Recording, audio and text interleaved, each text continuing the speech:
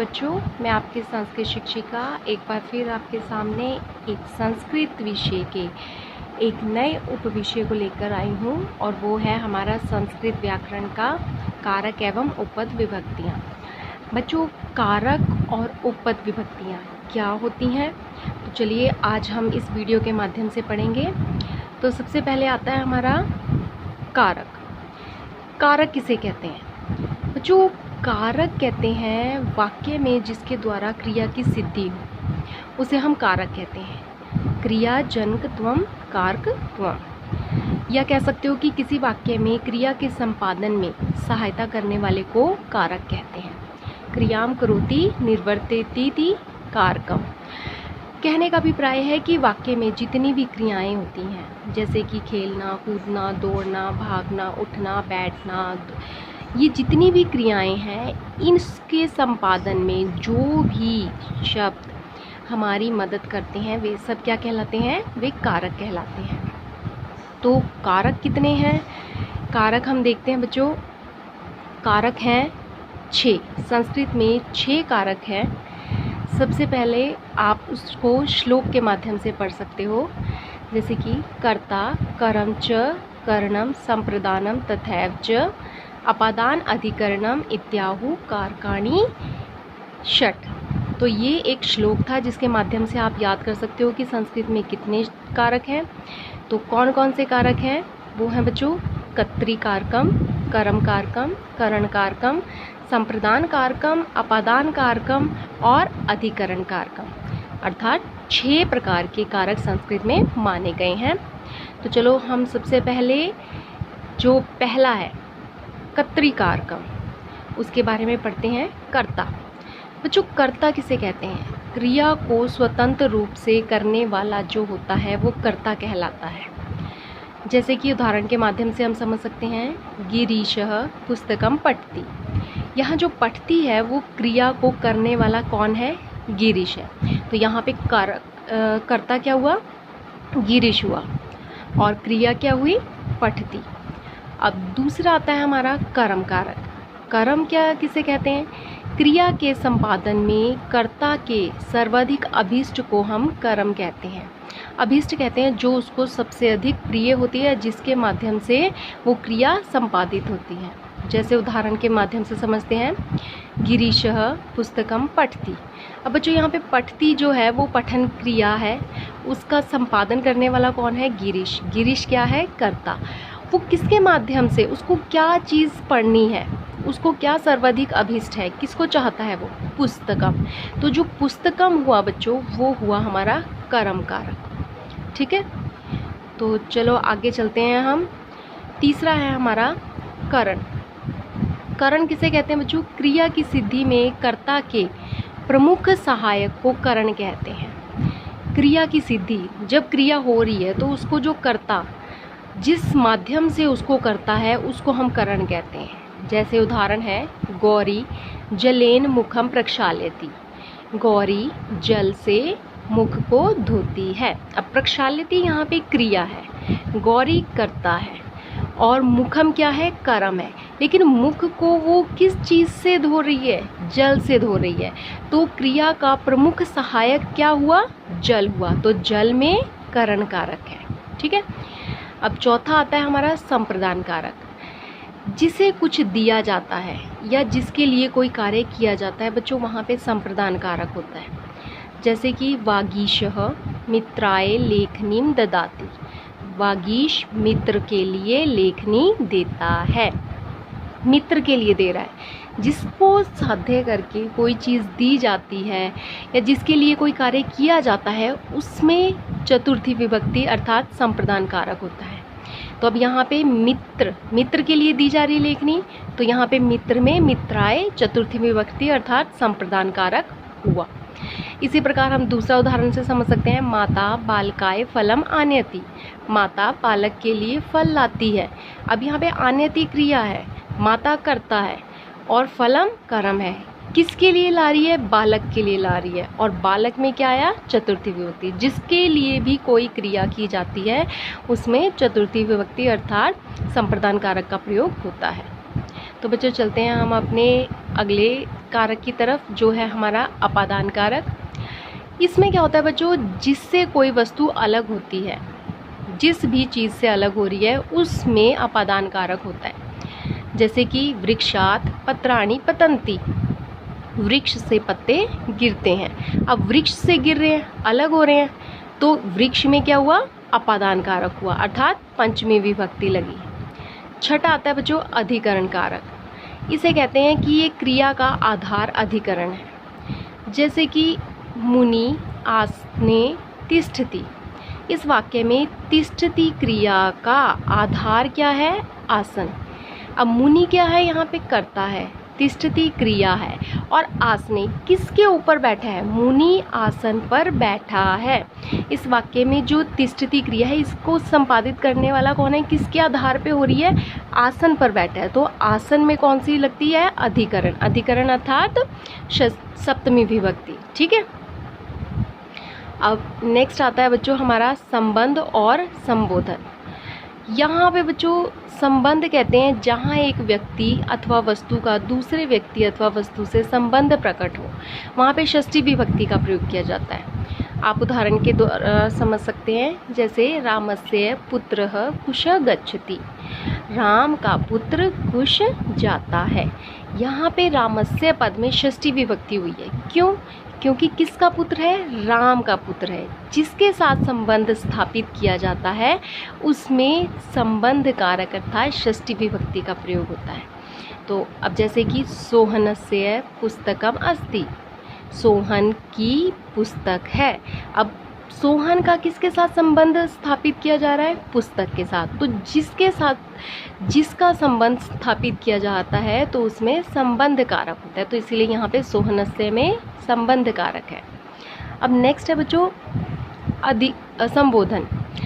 जिसे पुकारा या संबोधित किया जाता है उसे संबोधन कहते हैं। जैसे कि हम कई बार पुकारने के लिए कहते हैं, हे बालक, अरे बालक, सुनो बालक। इन शब्दों का प्रयोग आपने अपने दैनिक चर्या में सुना होगा। तो इन शब्दों का प्रयोग, हे बालक कोलाहलम मा कुरु, हे बालक कोलाहल मत करो, शोर मत करो। तो जो बालक है उसको हम संबोधित कर रहे हैं, तो जिसको संबोधित कर रहे होते हैं उसमें संबोधन कारक अर्थात उसका सप्तमी विभक्ति का प्रयोग होता है। तो क्रिया से, अब ये ध्यान देने वाला है बच्चों, वैसे संस्कृत में 6 कारक माने जाते हैं, लेकिन ये संबंध और संबोधन नहीं माना जाता क्योंकि क्रिया से इनका सीधा संबंध नहीं होता। और ये इसीलिए संबंध और संबोधन को हम संस्कृत में कारक की श्रेणी में नहीं गिनते हैं। इसीलिए संबंध और संबोधन ये दोनों कारक नहीं आते, सिर्फ कारक 6 ही हैं संस्कृत में। तो बच्चों ये तो था हमारा कारक कि कारक कितने प्रकार के होते हैं। अब इसके साथ ही जुड़ा है उपपद विभक्ति। तो उपपद विभक्तियाँ क्या होती हैं बच्चों, वो हम देख लेते हैं। उपपद विभक्तियाँ क्या है? विभक्ति, शब्दों में लगने वाली विभक्तियाँ 7 होती हैं बच्चों। ठीक है, जैसे कि प्रथमा, द्वितीया, तृतीया, चतुर्थी, पंचमी, षष्ठी और सप्तमी। और जैसे कि आपने देखा है कि राम शब्द का शब्द रूप होता है, तो प्रथमा से लेकर सप्तमी तक विभक्तियाँ चलती हैं और उनको कितने वचनों में विभाजित किया होता है? 3, एक वचन, द्विवचन, बहुवचन।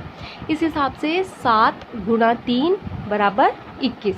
तो 21 हमारे प्रत्यय हुए। प्रत्येक शब्द को बनाने के लिए एक प्रत्यय की आवश्यकता होती है और 21 हमारे प्रत्यय हो जाते हैं। तो हम 21 यहाँ पे, जिन्हें हम सुप के नाम से जानते हैं। ठीक है बच्चों, सुप, सुबह, सुप प्रत्ययों के लग जाने से ही शब्द बनकर प्रयोग में करने योग्य हो जाते हैं और इनको सुबंध कहते हैं। बिना प्रत्ययों के, बिना सुप प्रत्ययों के लगाए कोई भी शब्द अपना मूल अस्तित्व नहीं रखता और उसको हम वाक्य में प्रयोग नहीं कर सकते। तो ये होती है बच्चों विभक्तियाँ। अब विभक्तियों को भी हमने आगे 2 शब्द रूपों में बांट दिया है। एक होती है कारक विभक्ति और दूसरी होती है उपपद विभक्ति।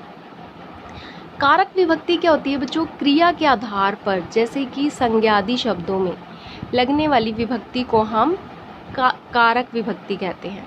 जो क्रिया के आधार पर लगती है वो कारक विभक्ति, और जो अन्य पदों के आधार पर लगती है उसको हम कहते हैं उपपद विभक्ति। तो बच्चों हमने कारक पढ़ लिया, अब हम पढ़ेंगे उपपद विभक्तियाँ कौन कौन सी होती हैं, तो उसके बारे में हम ज्ञान प्राप्त करेंगे कि उपपद विभक्तियाँ हैं कौन सी। ठीक है, तो चलिए हम चलते हैं। बच्चों यहाँ पे द्वितीय से लेके आपको सप्तमी तक उपपद विभक्तियों के बारे में बताया जाएगा कि उपपद विभक्तियों का प्रयोग किन चीज़ों के लिए किया जाता है, कौन से ऐसे शब्द हैं जिनके साथ इन विभक्तियों का प्रयोग किया जाता है। तो सबसे पहले मैंने लिया है द्वितीय विभक्ति। अब आपने ये ध्यान देना है कि द्वितीय विभक्ति किन किन शब्दों के योग में लगती है, और वो शब्द हैं अभितः, परितः, सम्या, निक्षा, हा, प्रति। जैसा कि आपको दिखाई दे रहा है, अभितः, अभितः कहते हैं बच्चों दोनों ओर, परितः कहते हैं चारों ओर, सम्या कहते हैं समीप, और निक्षा कहते हैं, निक्षा भी समीप के लिए प्रयोग किया जाता है। हा शब्द का प्रयोग हम हाय के लिए करते हैं, और प्रति का प्रयोग हम की ओर करते हैं। तो हम फटाफट क्या करते हैं बच्चों, इसके उदाहरण सहित पढ़ लेते हैं। जैसे कि अभितः, अभितः कहते हैं बच्चों जैसे कि ग्रामम अभितः मार्गा सन्ति, गांव के दोनों ओर मार्ग है। तो यहाँ अभितः के योग में ग्राम में द्वितीय विभक्ति का प्रयोग हुआ। परितः आया, नदी परितः वृक्षा सन्ति, नदी के दोनों ओर वृक्ष हैं। तो यहाँ पे नदी में नदीम द्वितीय विभक्ति का प्रयोग किया है, क्योंकि उसके आगे परितः ये उपपद विभक्ति लगी है। सम्या, ग्रामम सम्या नदी वहती, गांव के समीप नदी बहती है। तो गांव में ग्रामम द्वितीय विभक्ति का प्रयोग हुआ। निक्षा, ग्रामम निक्षा क्रीड़ा क्षेत्रम वर्तते, गांव के समीप खेल का मैदान है। तो यहाँ निक्षा के योग में भी ग्राम में द्वितीय विभक्ति का प्रयोग हुआ। हा का प्रयोग किया जाता है हाय के लिए।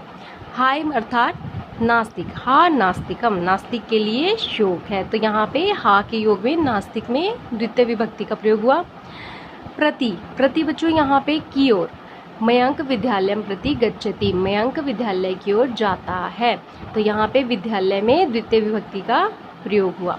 तो बच्चों ये था हमारा द्वितीय विभक्ति। तो अब हम चलते हैं अपने तृतीय विभक्ति की ओर।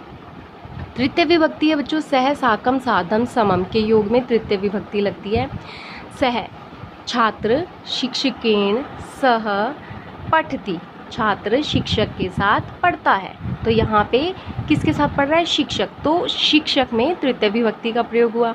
माता पुत्रेण साकम आपणम गच्छति, माता पुत्र के साथ बाजार जाती है। तो किसके साथ जा रही है, पुत्र के साथ। तो पुत्र में तृतीय विभक्ति का प्रयोग हुआ, क्योंकि उसके आगे साकम शब्द का उपपद विभक्ति का प्रयोग किया गया।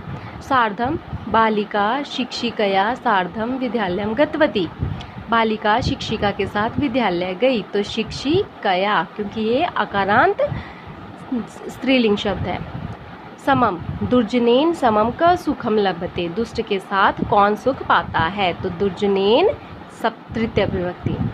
सदृश, उसके बाद है यथा। सदृश, सदृश में भी बच्चों तृतीय विभक्ति लगती है। जैसे लोभेन सदृश पापम नास्ति, लोभ के समान पाप नहीं है। तो यहाँ सदृश के योग में लोभ में तृतीय विभक्ति का प्रयोग हुआ है। तो बच्चों चलो हम चलते हैं अपने अगले उसकी तरफ। अगला है हमारा चतुर्थी विभक्ति। चतुर्थी विभक्ति है बच्चों हमारी,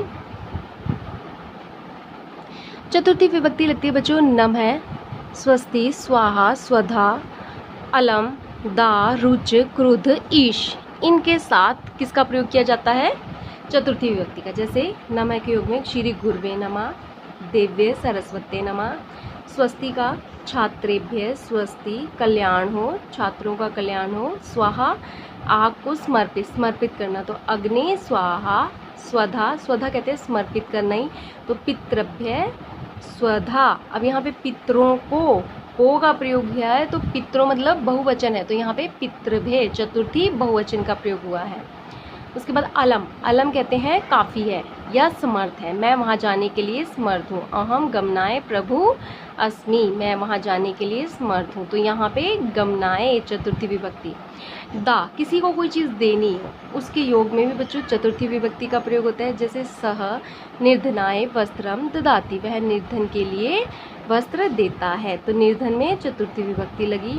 रुच, रुच कहते हैं पसंद, अगर किसी को कोई चीज़ अच्छी लग रही है तो उसके योग में भी चतुर्थी लगती है।